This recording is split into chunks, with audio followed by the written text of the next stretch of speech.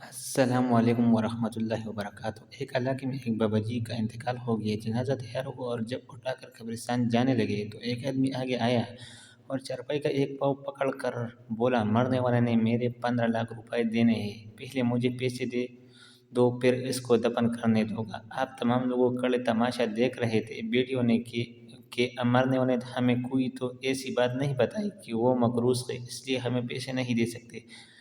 مرنے والوں کے بھائی نے کہ جب بیٹی ذمہ دار نہیں تو ہم کیوں دیں؟ اب سارے کڑے ہیں اور اس نے چارپائی پکڑی ہوئی ہے۔ جب بات گھر کی عورتوں تک جا پہنچی، مرنے والے کی اکلوتی بیٹی نے جب یہ بات سنی تو فوراً اپنا سارا زیور اتارا اور اپنی ساری نقد رقم جمع کر کے اس آدمی کے لیے بھجوا دی اور کہا، اے اللہ کے لیے رقم اور زیور بیچ کر اس کی رقم رکھو اور میرے ابو کا جنازہ نہ رکھو، میں مرنے سے پہلے سارا قرضہ ادا کر دوں گا، باقی رقم کا جلد بندوبست کرو گے۔ اب وہ شخص کھڑا ہوا اور سارے مجمع کو مخاطب کر کے بولا، اصل بات یہ ہے کہ میں نے مرنے سے پہلے 15 لاکھ لینا ہی بلکہ اس کے 15 لاکھ دینے ہیں اور اس کے کسی وارث کو میں نہیں جانتا تھا، تو میں نے یہ کھیل کھیلا اب مجھے پتہ چل سکے کہ اس کے وارث ایک بیٹی ہے اور اس کا کوئی بیٹا اور کوئی بھائی نہیں۔ اب بھائی منہ اٹھا کر اسے دیکھ رہے تھے اور بیٹے بھی۔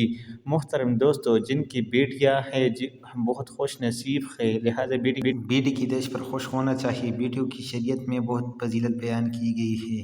اگر ویڈیو اچھی لگی تو ہمارا یوٹیوب چینل سبسکرائب کریں۔